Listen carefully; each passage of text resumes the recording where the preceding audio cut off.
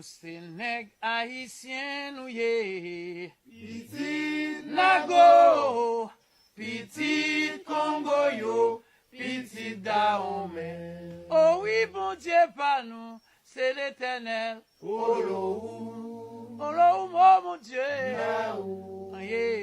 Yazi Kongwe.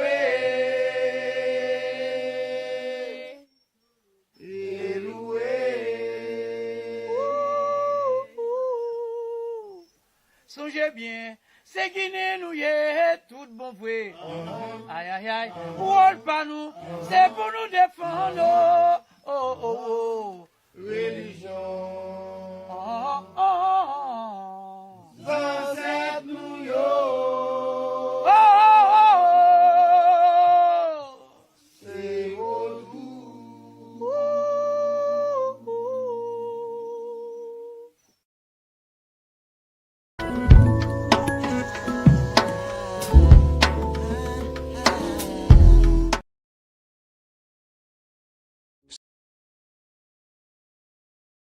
Support the preservation of a vital cultural tradition. Vodou faces erasure and misrepresentation in today's world.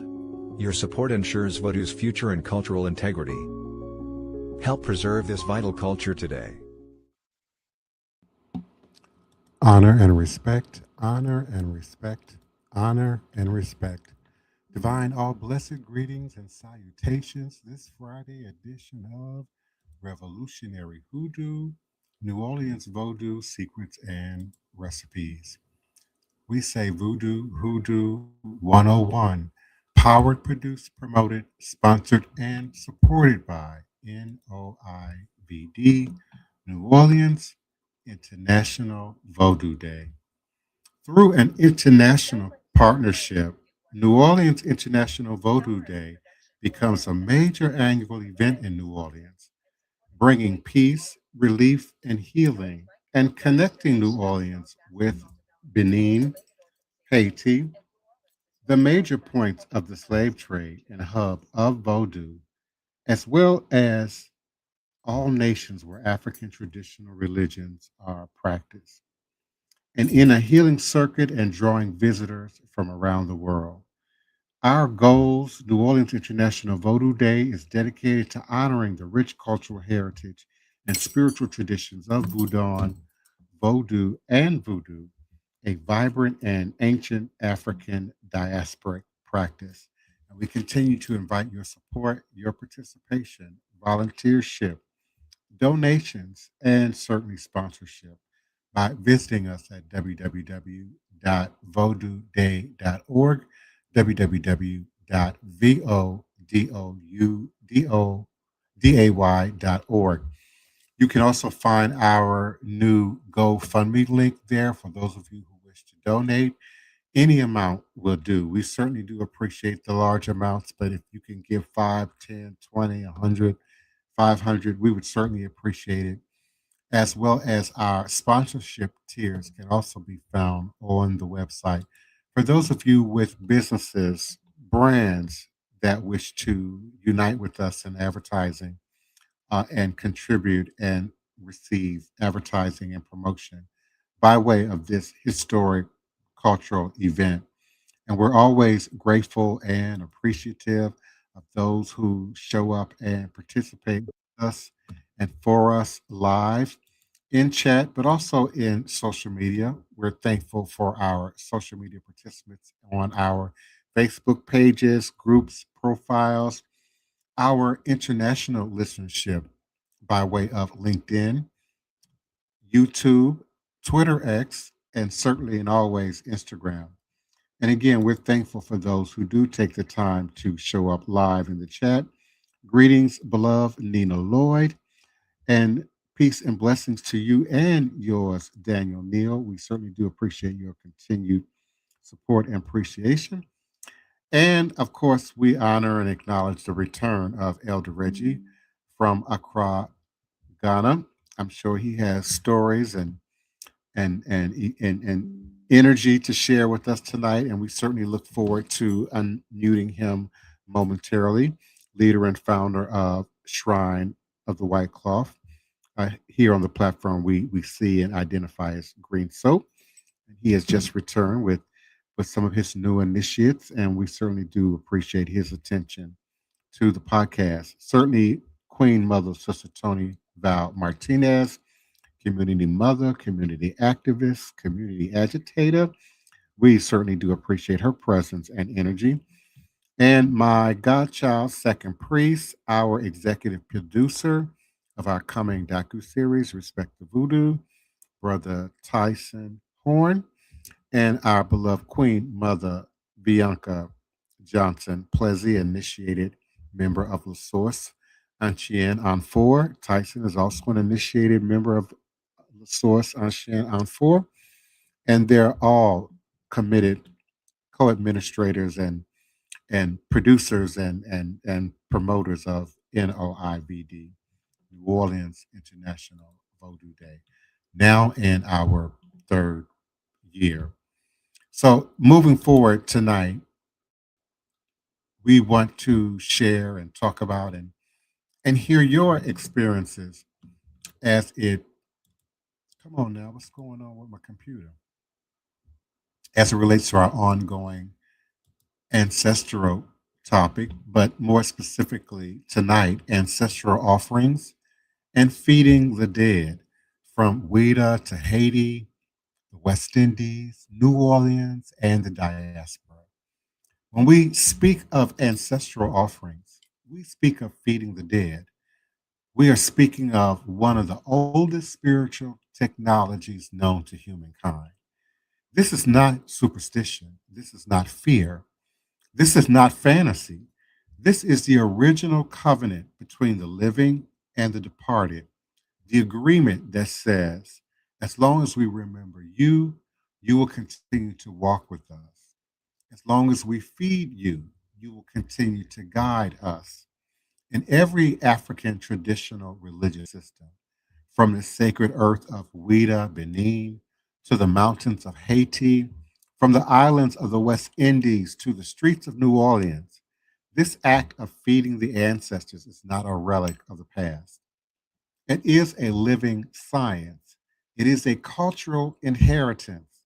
It is the heartbeat of our survival. Before there were temples, before there were churches, before there were books or doctrines and denominations, there was the simple truth. The dead must be fed so the living may be guided. Our people understood that the world of spirit is not separate from the world of flesh. The two are braided together. The two breathe together. And offerings of food, drink, water, fire, song, memory are the ways we keep that braid strong.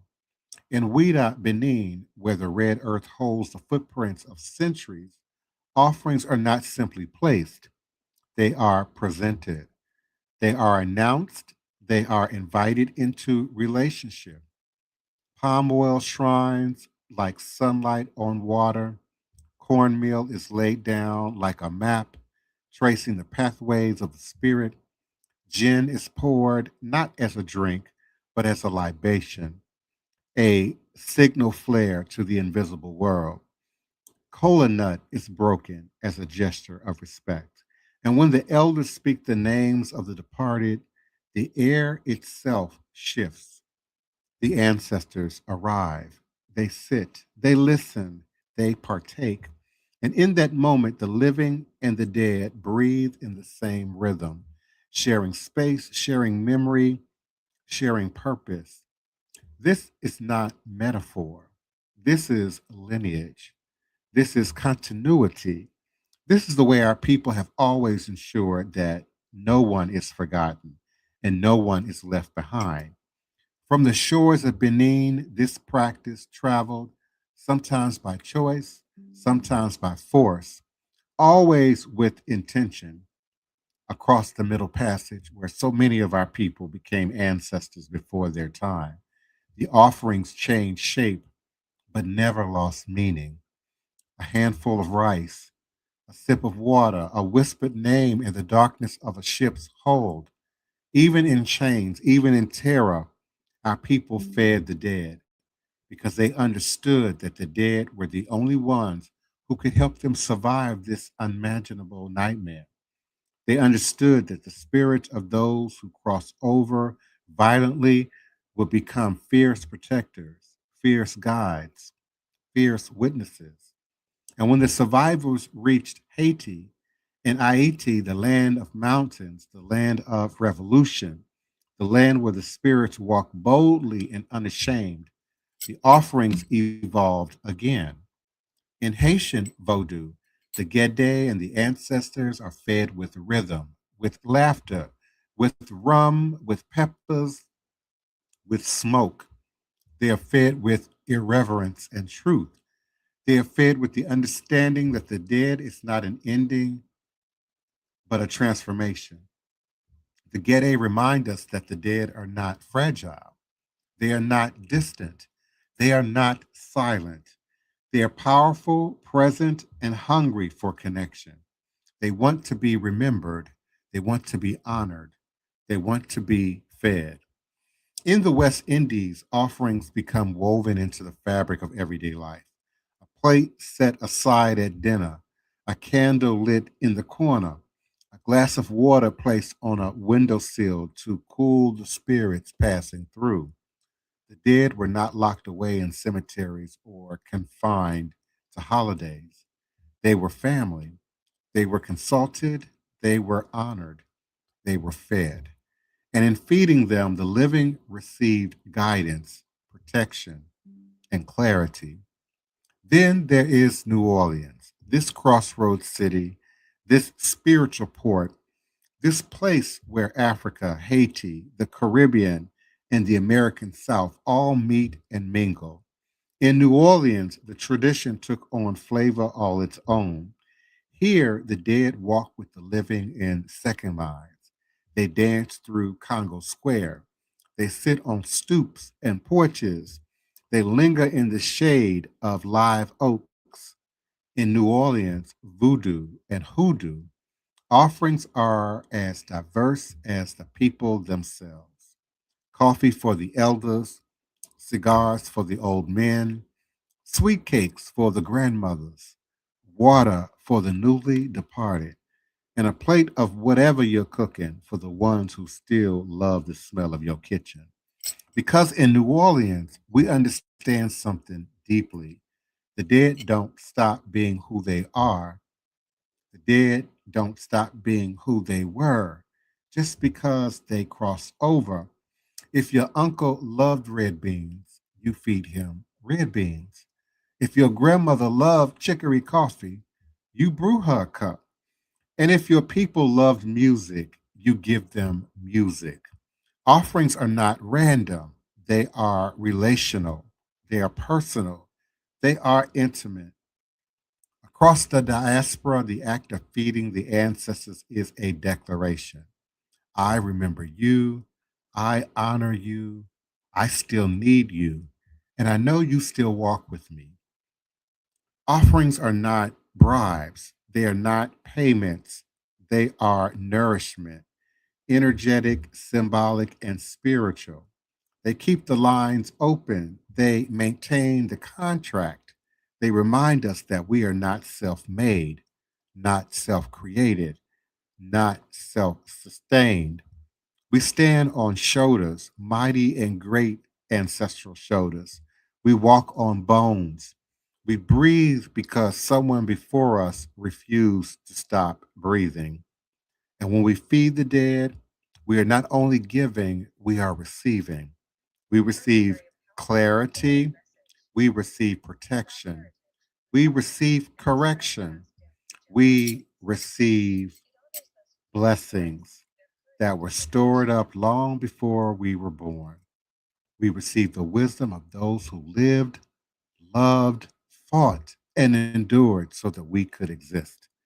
And in every traditional African religious system, offerings are a language, a conversation, a communion. They are the way we say, I am still connected. They are the way we say, guide me.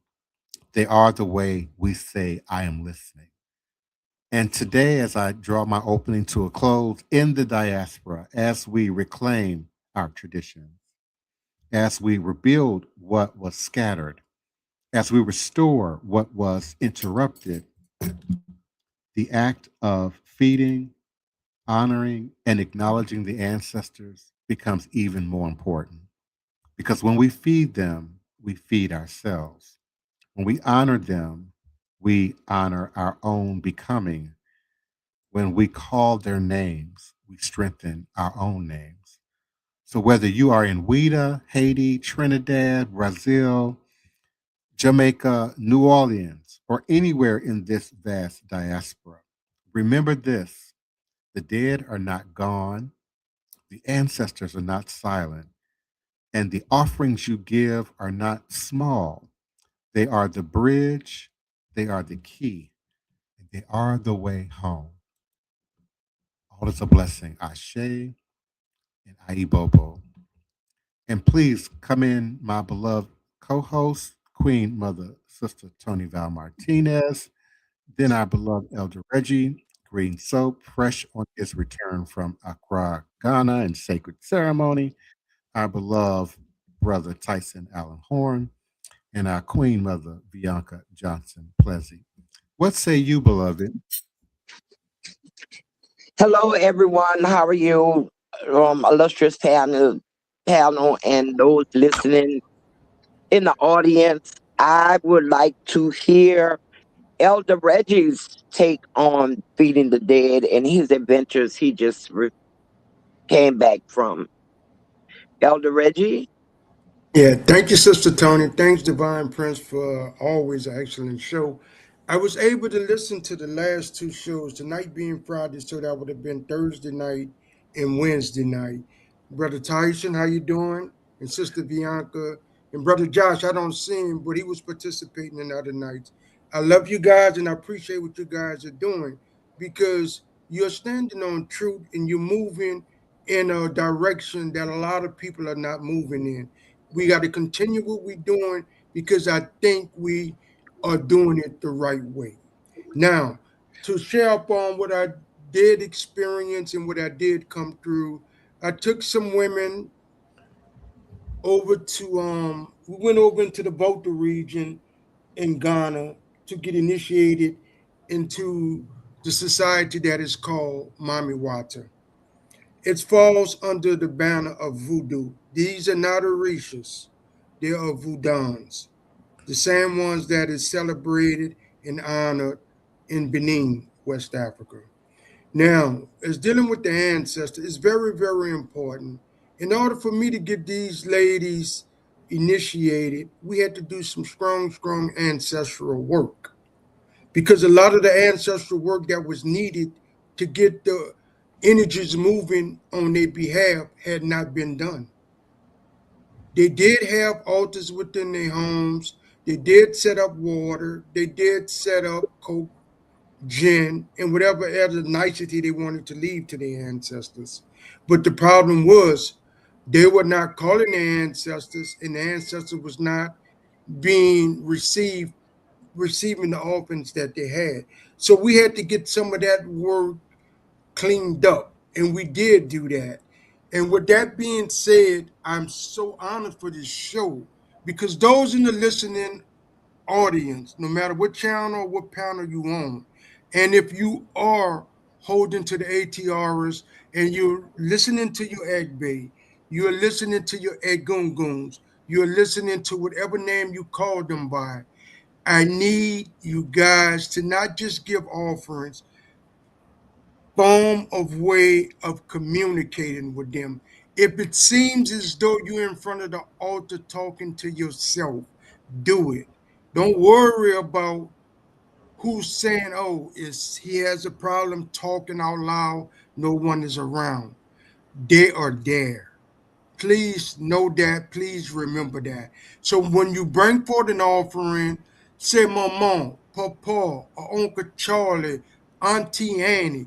I remember the way you cooked. I remember the way you bring. In fact, this particular day, I was running late for school because I didn't know how to tie my shoestring. You took the time of that time, that day I remembered tied my shoestring so I could go to school. And things like that re-trigger your ancestors and reconnect the bond between you and them. We all hold memories and stories of our ancestors, those that lived non-transitioned on, that done things for us. Try to bring up those events like that, which is a bond, because when that incident happened, trust me, there was a connection. Even though they passed on, you could go back to that connection point and revitalize a relationship you once had. And that, in a nutshell, is what we did in both in the Volta region in Ghana, West Africa. I'll pass it back to you, Sister Toni, or Brother Tyson, or Sister Bianca, or even our Divine Prince, for questioning or to bring forth your own story. Well, Elder Reggie, I'm glad that you made it back safe and sound, and I'm glad that you had a successful trip. And and good evening to everybody. And it's always, it's always it's good to be on this side, to be alive, to be aware, to be in our right minds, and to be able to try to do better, to try to do better than we did before. And one thing that Divine Prince was talking about in his introduction that stood out to me was, different things that our ancestors would enjoy, and going and along with you said, Elder Reggie, like, like I want to, my grandmother used to bake sweet potato pie. And so I never sat down and learned with her how to make it from her or got her recipe and anything like that. But I was just thinking, like, maybe I should make her, like, she used to make these little mini sweet potato pies. And I'm like, I wonder what it'd be like to just present something like that and just sit there and try to just sit and say things. I'm sorry, I'm rambling, but it's so much things going through my head right now when it comes to this topic. But one of the documentaries that we're working on, we asked people, what would you say to the person that we were talking about in the film? And a lot of people had different reactions because when they finally thought about what they would say to that person if they had a chance to say to that person. But we who practice voodoo or spirit, all the different things that we practice here, we have that ability to speak to those who we can't in this earthly body see or physically touch right now, but we can speak to them. And that's one of the things that prompted me to get into the practice more, because I lost so many people close to me, my parents, my grandparents, and I wanted to be able to once again at least have some type of conversation with them or communication with them. So I appreciate what you said there, Elder Reggie. And yeah, this is a good topic. Good evening, everyone. This is a good topic to have tonight, because when we're talking about ancestral and offerings, I just had my great aunt, Mama Lucy, just passed today in hospice at the age of 92. So she has been, back and forth. Like, she had been sick for a while, especially at 92 and all this stuff. And I think last week she had like lost her speech. You know how they have like that process of transitioning. So sometimes she would talk and sometimes she wouldn't eat. And they ended up having to put her in hospice, I think yesterday or something. And it's weird because tomorrow I was supposed to have went up there with my grandma to go see her, while she in that transition, because they said she wasn't talking. So she was on her way. And I was like just talking to her earlier. I'm like, yeah, grandma, we're gonna try to get up there tomorrow so we can see her. And then I get a call saying, oh, well, it's too late. She already, transitioned, moved on. And but we all, even though it's a sad moment, but we all had laughter about her because, she already been in a lot of pain. It was just kind of her time. Like, we just didn't want to see her suffer, and she was suffering a lot. So we kind of was like, she's in a better place. So when we was all talking, we was like, what would be our offerings? And I just remembered when I was little growing up, and she was in New Road. She stayed in New Road in Bachelor, small town. And when we all was little, we used to go visit her. Before we even hit the front door, she will always say, I know y'all bad. Don't y'all be coming in and out my screen door. Y'all might as well go pick that switch out that door, out that tree. Go pick a switch so I could be ready to whoop y'all. And don't y'all bring me no small switch. And we be like, man, we didn't even come in your house yet and we in trouble already. And we used to always laugh about that. And she used to fake whoop us with this switch out the tree. So they said, well, Bianca, what would you give her? I said, I'm about to go in that tree and I'm going to pick a switch. And that's going to be my offering for her. And I'm going to laugh and say, I remember this switch. You used to try to whoop us with this switch. And that's going to be my offering. Because to me, that is what I remember of her. And she always had this house slipper on and a fly swat in her hand. And when we was little, we used to thought it was funny.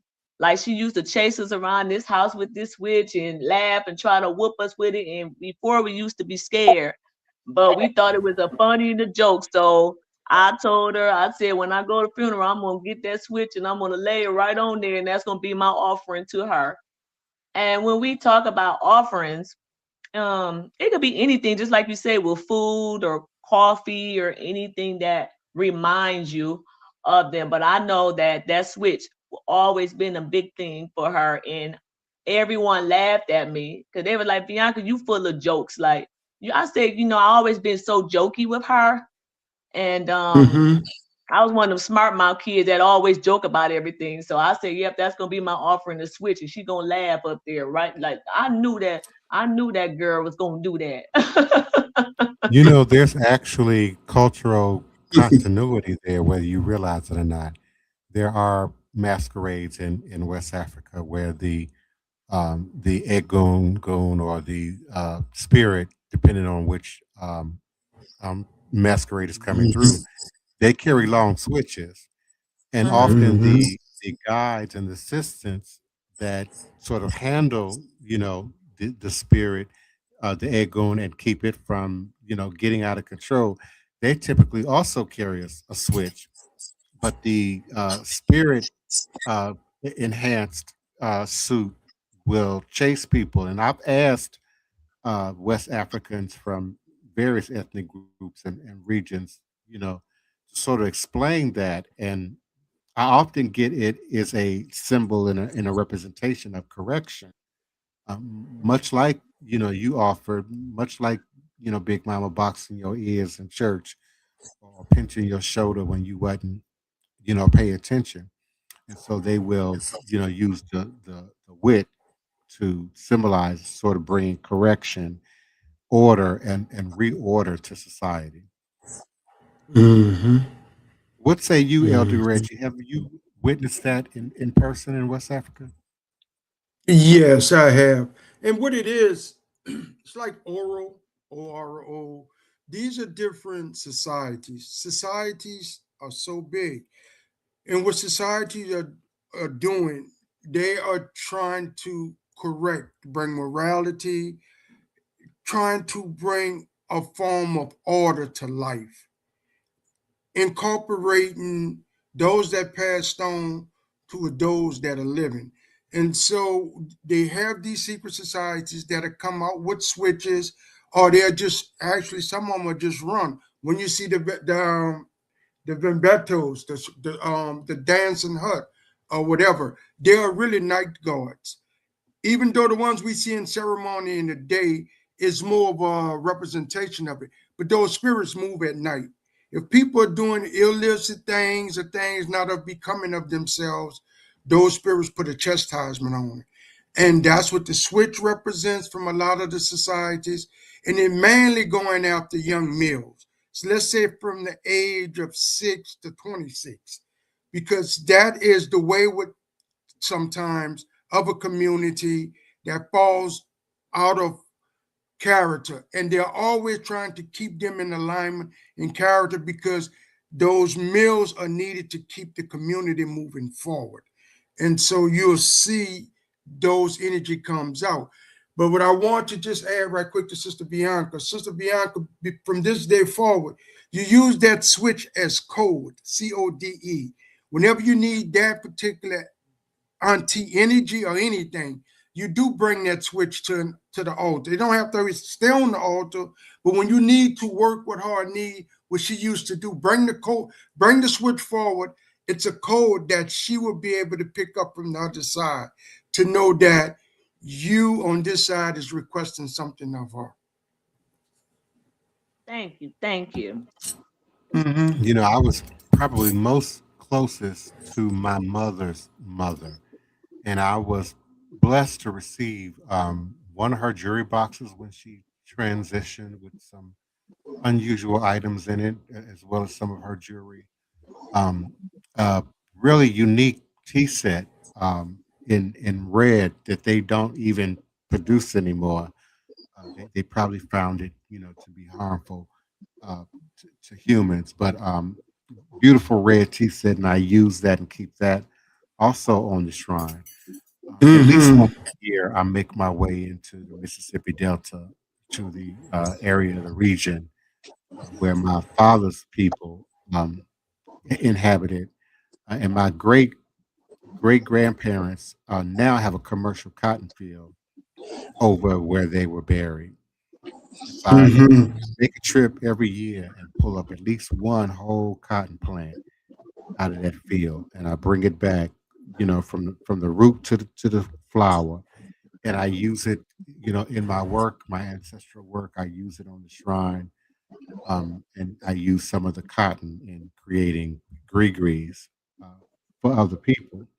So there are all kind of ways that we, you know, keep this energy, these spirits alive, interact with them. I always take, you know, liquor, uh, produce.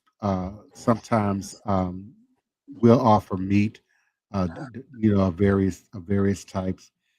But maintaining that relationship, I believe, is perhaps 50% of what ATR, African traditional religious systems, are. The foundation, the platform is steeped in ancestral awareness, acknowledgement, ceremony, and it Mm-hmm. indeed acknowledges the past, but feeds the future, and certainly the future moving forward generationally. Um, um, Divine Mm-hmm. Prince, speaking, you know, you mentioned of some of the food offerings. Um, you know, and I'm just saying this is, and I'm putting myself here out, putting myself out here for a correction if need be. But I'll take the food, the fruits, different things from the altars after a certain time period, and as to not let them rot or anything on the altar inside the house. And I have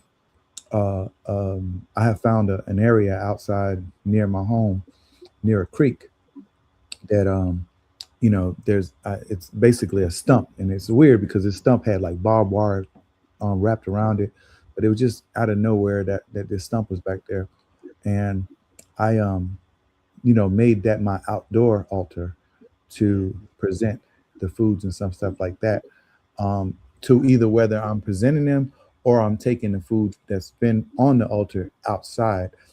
And I find that often when I come back out there to you know, to replenish or do certain things, that food is always gone.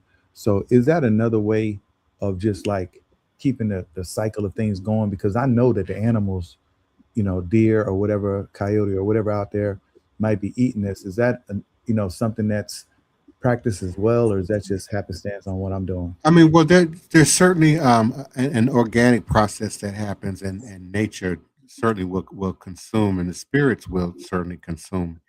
But you know, often I do a very similar thing, and often the organic matter will, you know, reseed, regenerate life.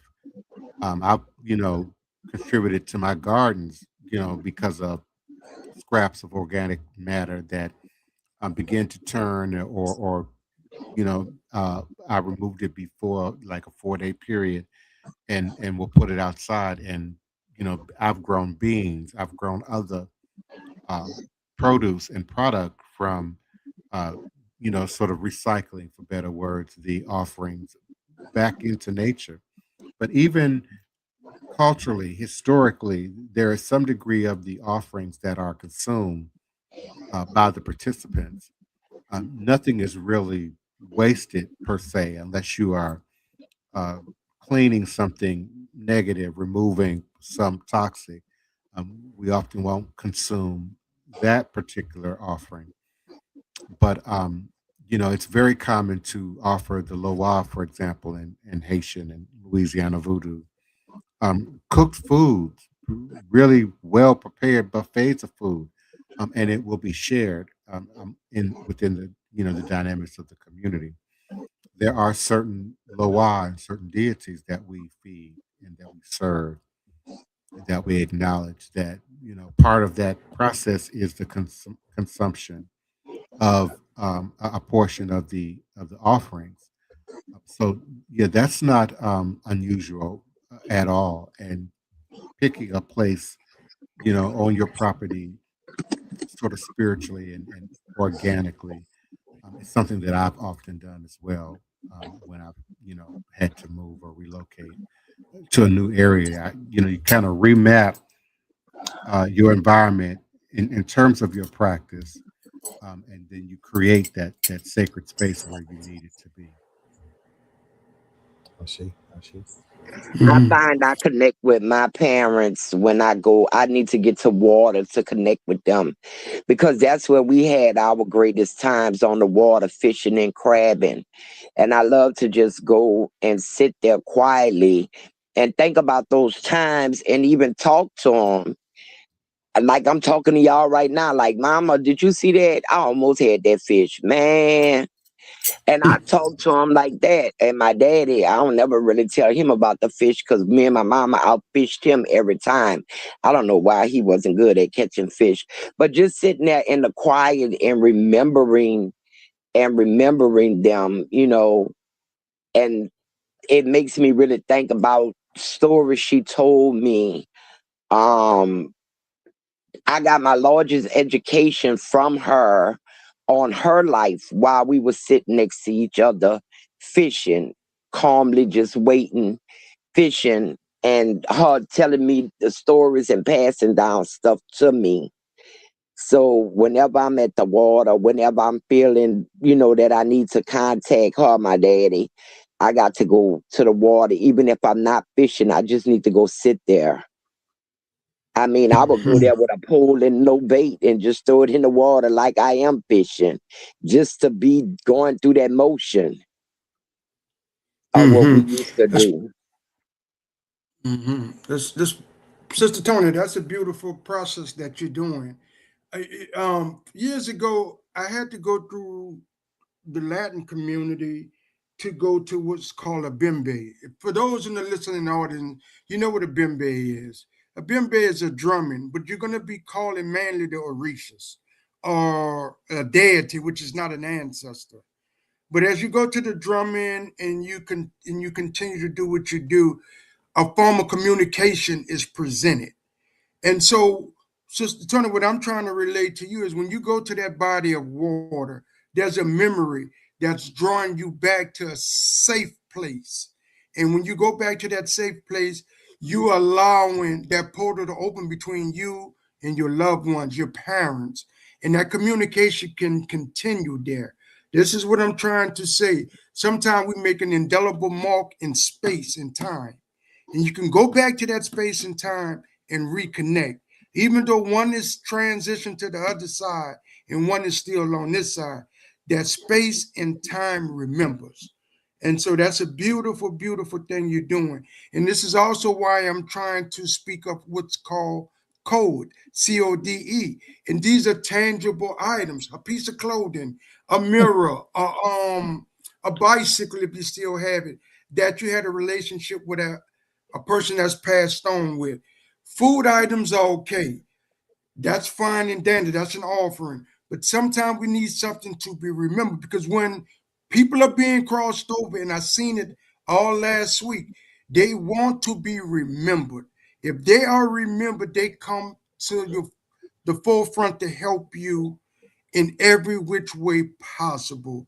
So for those in the listening audience, please, certain family members, loved ones, remember certain things.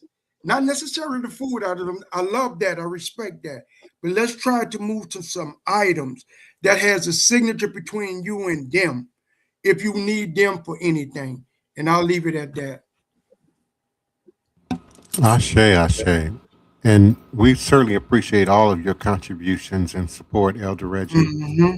as well as my Mm-hmm. other beloved co-hosts. We're certainly grateful for your time, commitment to this platform Monday through Friday at 9 p.m. Central Standard Time. We're certainly grateful for our listening audience and participants. Certainly, all of our Facebook pages, groups, and profiles where you may access the URL to the platform. We're certainly grateful for you. Our international listenership by way of LinkedIn, YouTube, Twitter X, we certainly do appreciate you. We have French speaking listenership, people who speak languages in other countries and other regions who somehow are listening and enjoying the podcast. And we certainly do appreciate that. And as always, we're certainly particularly thankful and appreciative of our Instagram listenership and participation. Keyman Akeem, we certainly appreciate you.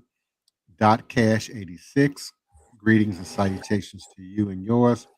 Aureliano J. Salazar, we certainly appreciate your coming through. Itty Bitty Jada, we certainly are grateful for your listenership. Talsific, thank you so much for coming through. Again, Nina Lloyd, we certainly appreciate your listenership and participation. Trap Young J, greetings and salutations to you and yours. Lady Divine X, we certainly appreciate you, as well as Joy Shilak. Thank you so much for coming in and joining us.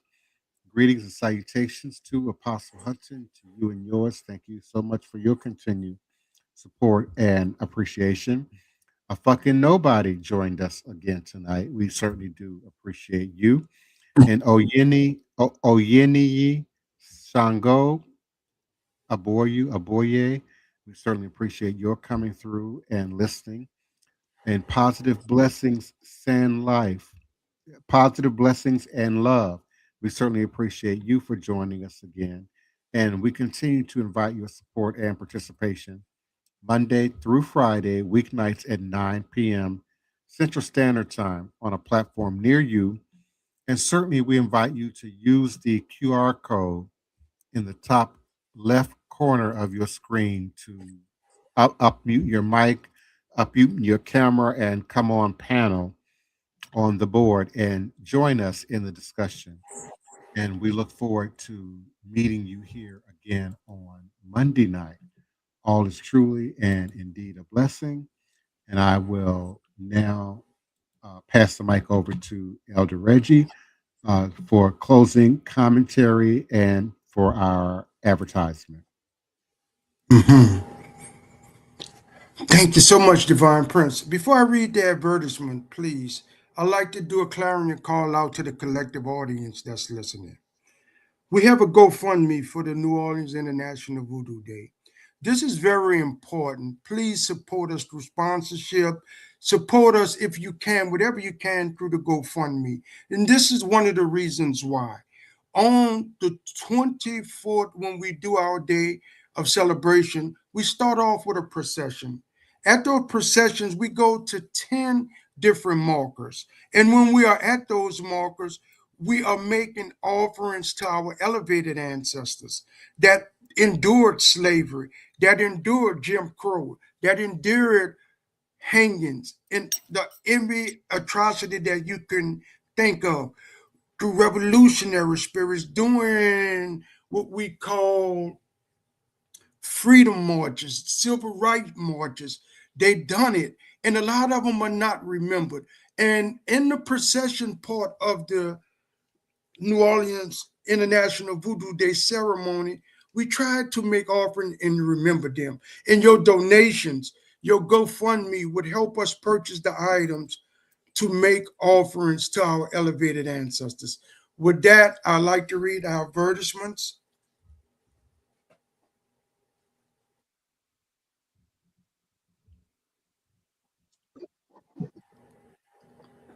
Please, our next new moon ritual prayer and application ceremony will occur on Wednesday, March 18th in Pisces at 6:30 p.m. That location is 710 Cluid.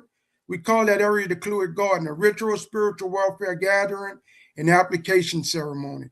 If you're local or if you're close within the vicinity of the greater New Orleans area, please come out to that event. Lest we forget, the spiritual medicine of voodoo brings healing and relief from the shackles of slavery that binds the master and the slave to the same chain of social division. We continue to have work to do to heal that social divide. With that, I say, once again, a great show tonight. Ashe, ashe, ashe. Good night, everyone. We love you all. We truly do. And we'll be back tomorrow. Good night, and everyone. Odabo. Odabo. Good night.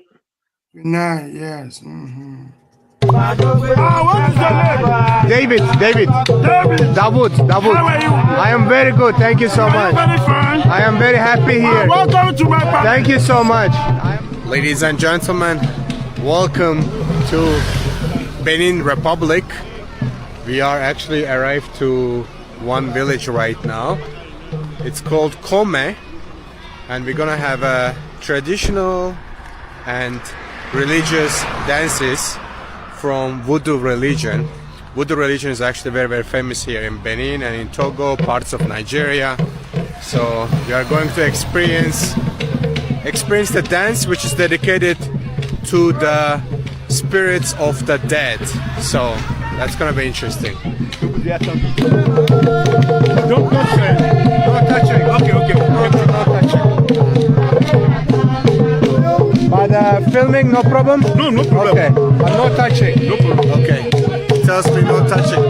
I wasn't meant to touch. Okay, let's have a look at the musicians. Hello. Bonsoir. Bonsoir. Python? Snake. Right now I'm not sure if the show started or are they just warming up. I'm not sure.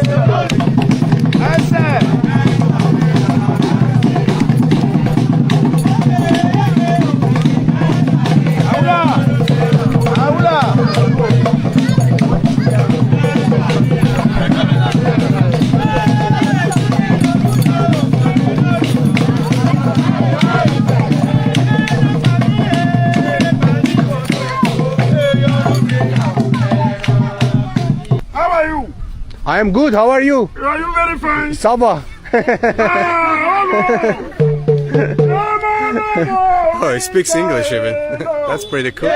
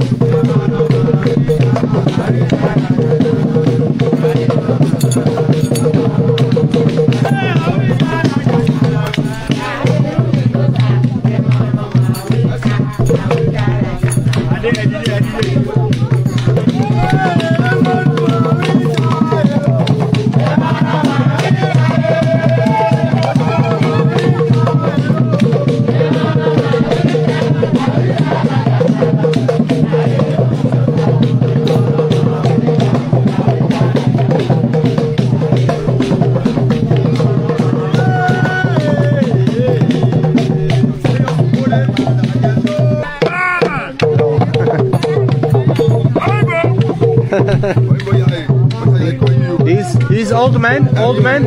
He's an old man. What is your name? David. David. Davut. How are you? I am very good. Thank you so much. Very fine. I am very happy here. Welcome to my party. Thank you so much. I am very happy. Well, Mr. I'm so happy with you. I am very happy. Thank you so much. Thank you. What do you bring for me? Sorry? What do you bring for me? What I have? For him at the end. When we finish. Okay. When we finish. My own is different. My own. He said yours is different.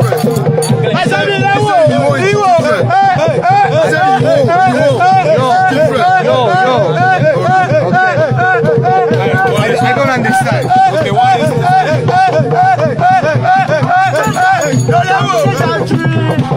So many noises. Okay, asking that what did you bring to him? What did you bring to him? To him, love and peace. As I'm dancing, it's good for you. I love it. It's very nice. Give me something. At the end. My own. Oh, my own. Yes, your own at the end. Alright guys, we have taken our pictures and now we're gonna just say thank you to them and then give them some money as a tip. So I just want to say to all of them, thank you so much. I love their culture and I love their religion. I love the dance. So thank you so much. Okay, I will, because I don't speak the language, so I will translate to him. Okay. Et donc, je veux que elle dit en fait que Papa, why you not say that for me? He speaks English even, which is so cool. Okay, just tell them I am very proud of their culture. He's a translator? Yes, he's translating. Okay. So he understood what I said. Okay. Il dit en fait que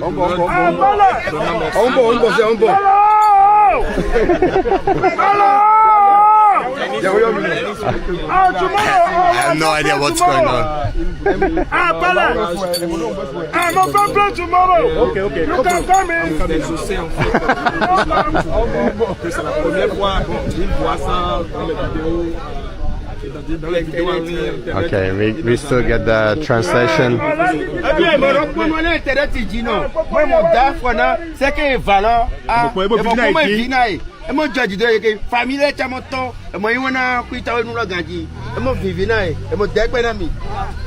Merci beaucoup. Okay. All right. Thank you. So, 10 for the dancers. Yes. 10 for the women. All right. 10 for the Sure. This is for the dancers. No, for the drummers. I mean, for the musicians. This is for the ladies. Okay. And this is for the dancers. That's for the elderly. So we give some money to the elderly, and this is for the dancers.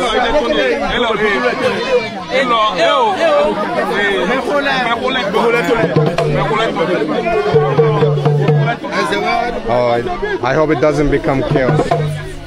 So 10,000 is like $17, and we donated right now $40,000, $70 for the whole village.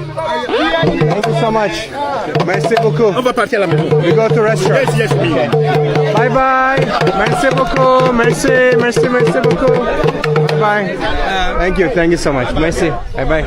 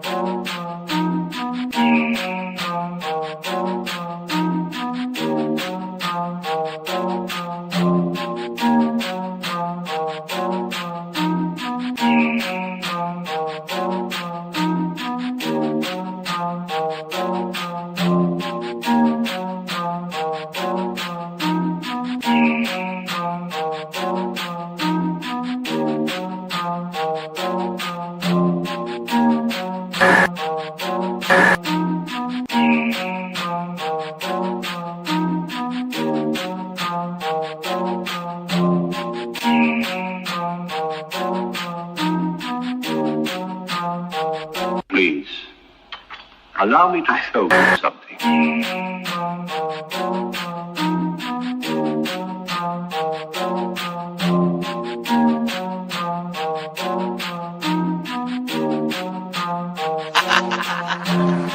They say I'm crazy and that might be true. I got this right in my DNA, yet I'm coming for you. It's time we turn the tables, flip these motherfuckers on you. I wanna see you hanging from trees. It's time you pay for your dirt and your showtime. You created the monster, you created the beast. Now all this savagery you just gon' reap. I'm coming home, daddy, to the plantation, and I'm taking the lives of everybody, including the children, on some Nat Turner. Oh, do you hear that sound? It's about to go down. Unleash the beast, we about to tear this motherfucker down. Do you hear that sound? It's about to go down. Unleash the beast, we about to tear this motherfucker down. I met my girl Harriet at the gate. If you wanna know how she doing, yeah, she's straight. But she had one question: when we gon' get up? All that talking tough, yeah, we don't walk it tough. She got it locked and loaded, got that piece up on her side. She looked me in my eyes and said, "Mitch, you ready to ride?" Moving forward, you gotta use both eyes. Watch your front and watch your back. Keep your hands up on your gas. Do you hear that sound? It's about to go down. Unleash the beast, we about to tear this motherfucker down. Do you hear that sound? It's about to go down. Unleash the beast, we about to tear this motherfucker down. He sit at the table, but he don't order no bacon. He greet me in those words, assalamu alaikum. Got them glasses on his face and them waves in his head. He go by the name of Detroit Westside. He looks me in my eye and says, "You only get one try. Know that your biggest opposition will come from the inside. I know you wanna love them all, but don't even try, because they'll smile up in your face while plotting your demise." Do you hear that sound? It's about to go down. Unleash the beast, we about to tear this motherfucker down. Do you hear that sound? It's about to go down. Unleash the beast, we about to tear this motherfucker down.